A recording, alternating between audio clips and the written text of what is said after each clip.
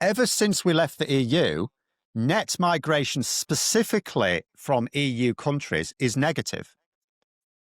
And that's why people got confused, because they thought, well, freedom of movement is going to reduce immigration. It's only going to reduce immigration from EU countries. And it did do that, because now someone from the EU, if they want to get a job somewhere else, if they want to get that job in the UK, they've got to apply for a work visa. But they don't need that visa to go and work in a different EU country. So it has made net migration, specifically with the EU, negative. Immigration's gone down. But non-EU nationals, immigration from non-EU nationals has skyrocketed, absolutely blown up. And there's multiple reasons for this, really. The first is that actually, ironically, ending freedom of movement and replacing it with a points-based immigration system means you're going to have more immigration. And if that sounds counterintuitive, this is how it works. So we removed the ability for EU citizens to come for any job, right? We removed their automatic right to get any job in Britain. That's a few 100 million people. But we made it easier for workers from the whole world to get a job in Britain, because the points-based immigration system does that. Just to be clear about what is our points-based immigration system, you need 70 points. If you have 70 points, you can get a work visa. No further questions asked.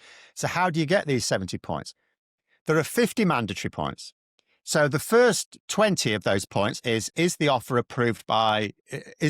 from an approved sponsor. So for that, an employer just has to demonstrate they're a credible employer with the Home Office. They just have to get certification with the Home Office. 20 points, bosh.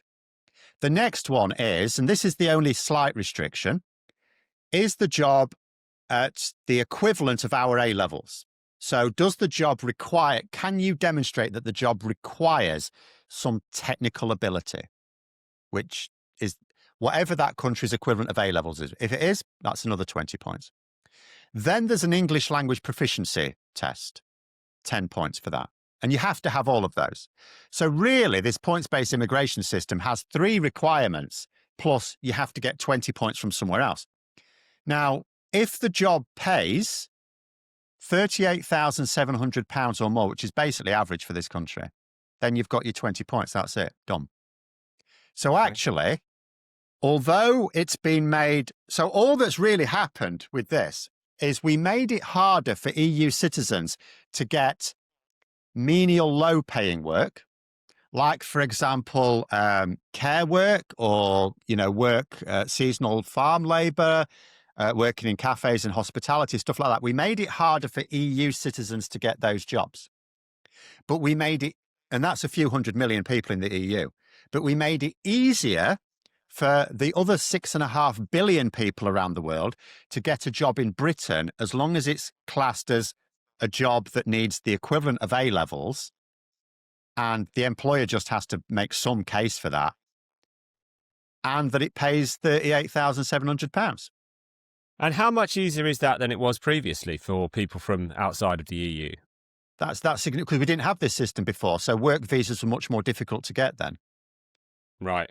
And the reason we had to have, because you could say, well, why did we just not get rid of freedom of movement and keep the old system? And the reason would have been, remember, at this point, we've got several 100,000 immigrants in this each year coming into the country to work. Some are leaving as well, but you've got several 100,000. If you suddenly get rid of the EU citizens' easy way to get those jobs, there isn't a glut of British workers to do those jobs. We've seen that now. I mean, people said it before, but we've seen it now. It's proven now. So those jobs go unfilled. And if you imagine, if you've got a company, small or medium-sized company or large company, it doesn't matter. But if you've got a company that needs to employ a certain number of people to manage your production, and you can't get quite enough, and remember, some of these jobs require certain skills, then your business cannot function. Now, if you imagine a restaurant's the easiest way to picture it, your restaurant cannot, you can't just hire some waiters. You need kitchen staff. So if you can't get trained cooks or chefs, you can't get your sous chefs, or you can't get your head chef or something like that of the appropriate skill level, then you can't get your customers in, or you can't serve as many, and the whole business might fold. So what the government had to do, and any government would have to do the same, it had to introduce an immigration system that still allowed people to hire those workers. It just meant that they would now be hiring them. Instead of from the EU as much, they'd have to hire them from further afield, say Asia and Africa, mostly because that's where a lot of people are who might find a salary in the UK, an average salary in the UK, attractive.